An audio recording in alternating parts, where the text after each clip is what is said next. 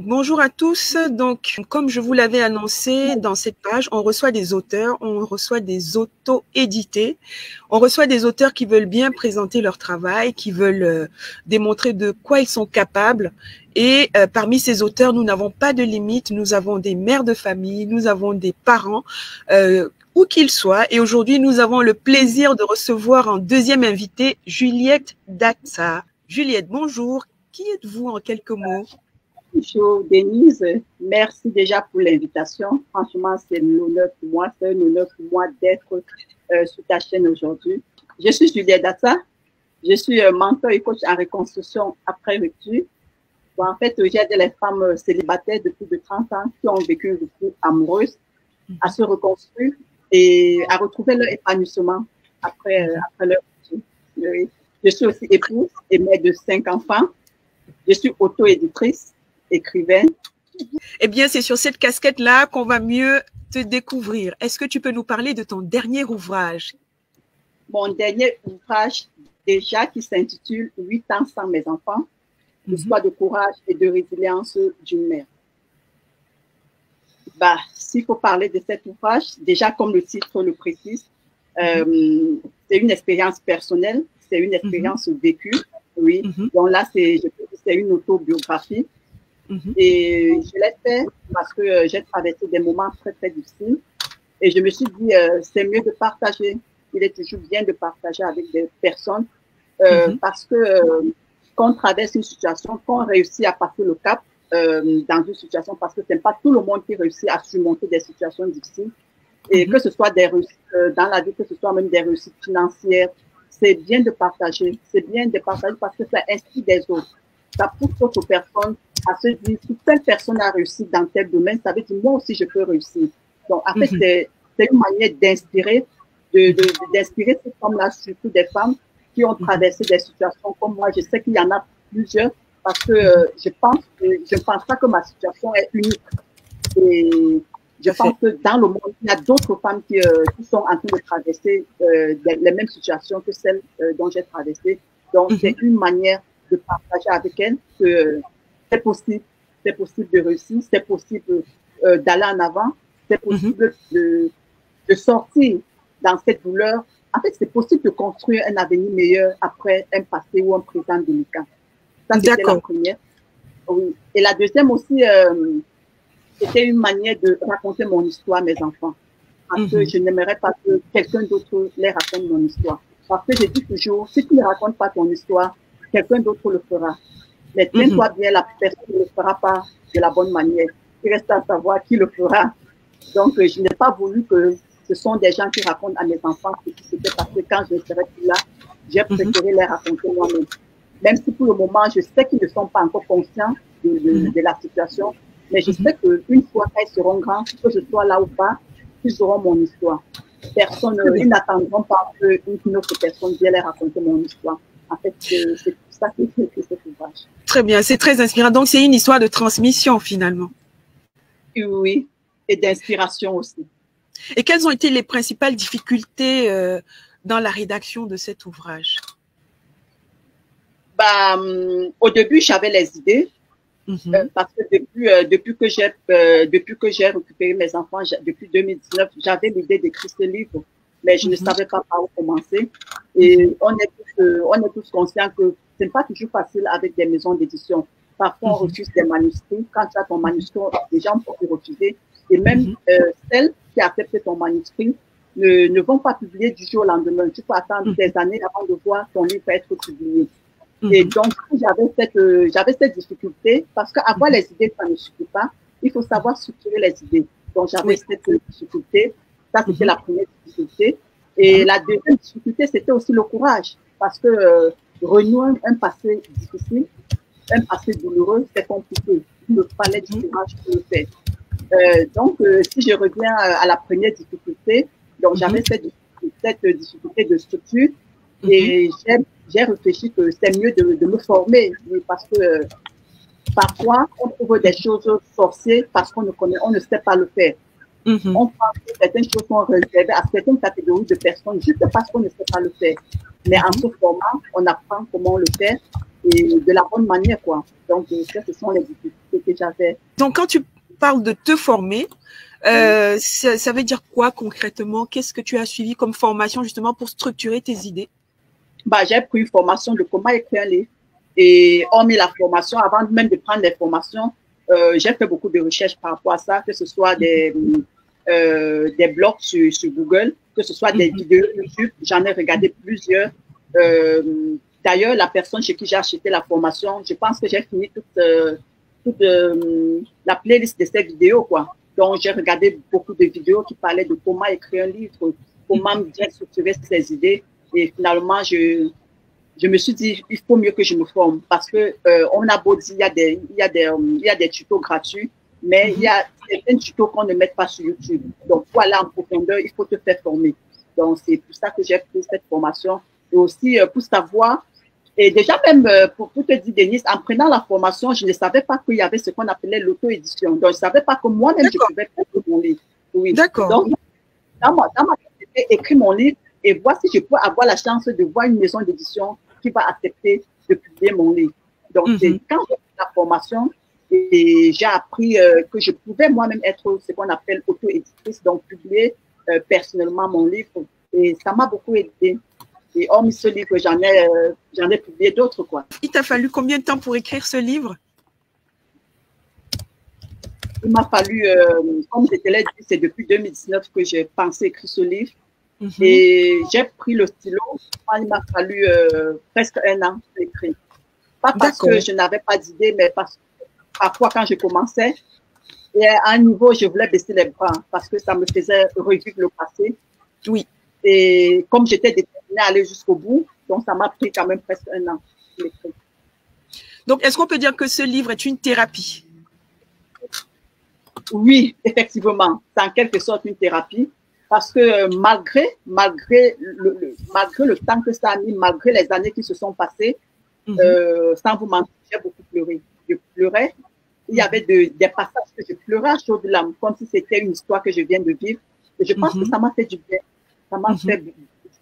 Et quand j'ai fini la lecture de ce livre, je me suis sentie libérée, quoi. C'est comme si il y a un fardeau qui est tombé qui s'est enlevé sur moi, donc je me suis sentie un peu libérée. Donc, oui, ça a été une très grande thérapie pour moi. Alors, je crois savoir quelque chose qui est très intéressant par rapport à ton livre, que ton fils t'a aidé. Est-ce que tu peux nous en dire plus et nous dire l'impact de ton fils dans ce livre, d'un de tes enfants?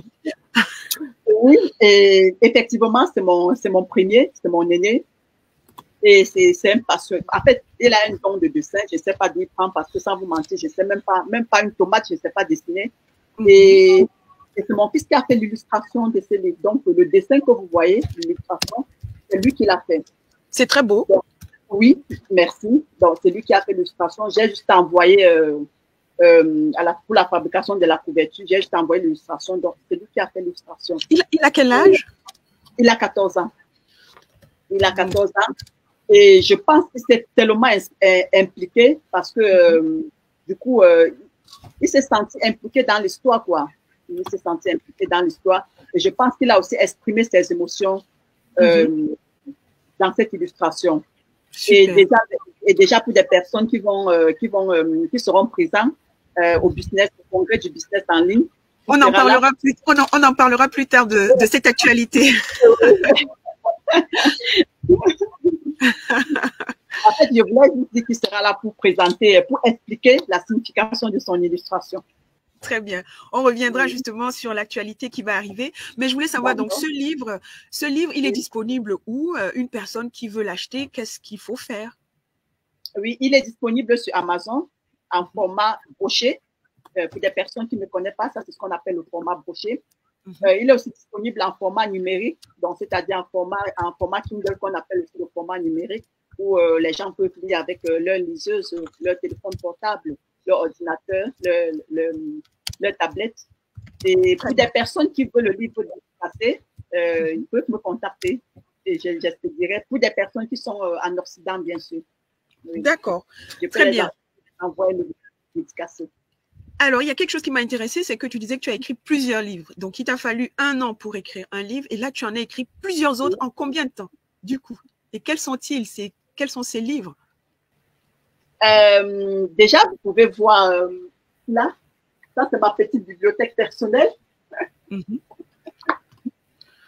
Bon, en fait, ça, c'est quelqu'un qui reconnaîtra ta valeur. Ça, ce sont des livres qui sont publiés par ma maison d'édition, mais qui ne sont pas écrits personnellement par moi, mais qui sont publiés par ma maison d'édition. Il y a aussi L'art de prospérer, stratégie pour dompter ses finances. Et il y a aussi le carnet des sublimes, le carnet de voyage des sublimes, qui est un carnet d'activité. Oui. Et il y en a aussi comment éveiller son potentiel. Et donc, ces livres-là, si je comprends bien, ils sont arrivés à la suite du premier, c'est-à-dire tu es passé en auto-édition une première fois et ensuite une maison d'édition a pu te contacter? Non, ça c'est… En fait, auto-édition, tu as tes propres maisons d'édition. Donc, tu as créé ta maison d'édition. Voilà, j'ai mes propres maisons d'édition qui sont créées par moi-même et qui publient mes livres. Il y a plusieurs personnes, Denise, qui ont cette volonté d'écrire et qui n'ont pas la structure, qui n'ont pas peut-être des compétences ou qui n'ont pas le temps d'écrire, mais ils peuvent écrire les livres à travers des personnes qu'on appelle des ghostwriters. Oui, et ces personnes écrivent les livres. Mais donc, ces livres ont été écrits par des ghostwriters, mais publiés, ce sont des idées que j'ai, des idées, des structures que j'ai données. Ils ont été écrits par des ghostwriters, mais je les ai publiés. Ce sont mes maisons d'édition qui les ont publiés. Et donc, quel conseil tu pourrais donner à quelqu'un qui veut se lancer dans l'écriture? Pour quelqu'un qui veut se lancer dans l'écriture, ça dépend si la personne a la volonté et n'a pas les compétences pour le faire. Comme je l'ai dit tout à l'heure, les idées ne suffisent pas, il faut la structure. Le conseil que je peux donner, c'est se former. Et dans la formation, la personne apprendra comment le faire. Et il y a aussi des personnes qui aimeraient voir un livre publié à leur nom, qui aimeraient être propriétaires d'une maison d'édition. Je vais leur dire que c'est possible de le faire. Je peux aussi dire, Denise, pour des personnes qui ont des livres mais qui ne savent pas comment faire pour les publier, je parle des personnes qui ont déjà des manuscrits, des personnes qui ont été rejetées par les maisons d'édition. Ces personnes peuvent juste me contacter. Alors, je crois savoir qu'il y a un événement très bientôt qui va te mobiliser. Est-ce que tu peux nous en dire plus? Est-ce qu'on pourra te rencontrer? Oui, il s'agit du congrès du business en ligne.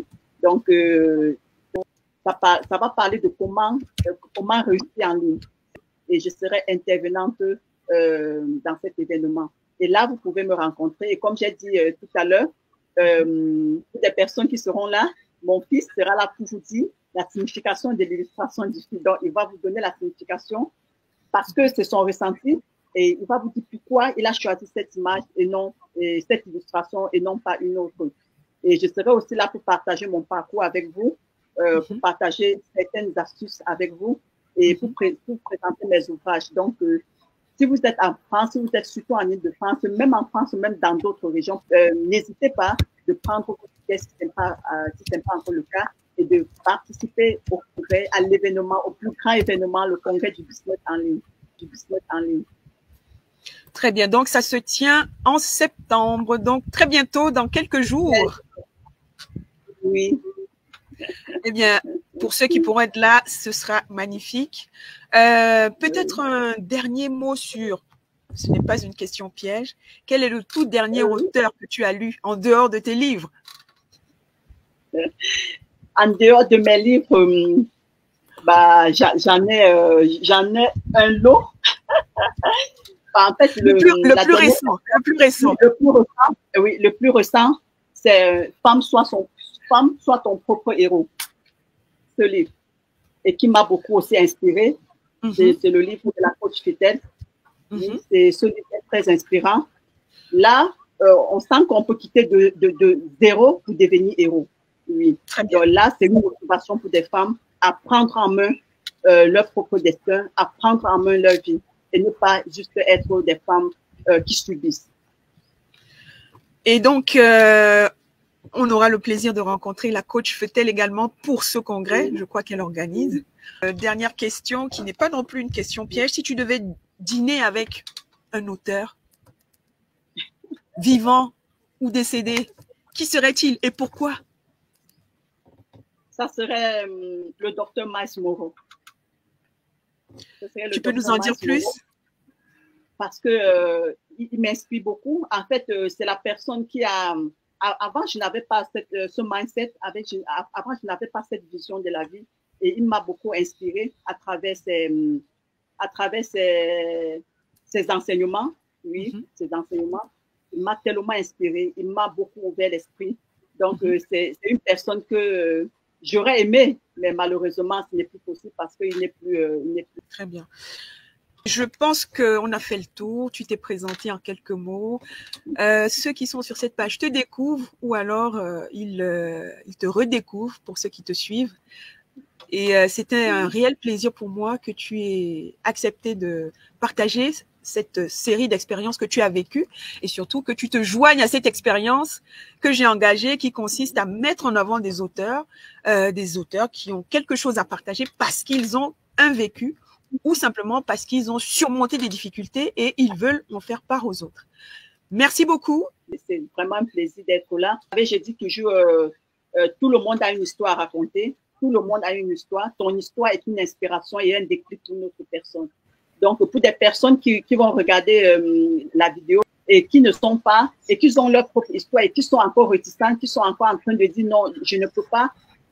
Finalement, tu peux. Franchement, tu le peux parce que grâce à ton histoire, quelqu'un d'autre va sortir de la situation difficile ou bien quelqu'un d'autre aura un déclic de dire stop à une situation dans laquelle elle se trouve. Donc, partagez vos histoires, c'est très important. Partagez vos histoires. Merci Juliette, merci d'avoir accepté de te prêter à ce jeu et je te souhaite bon vent. Merci beaucoup.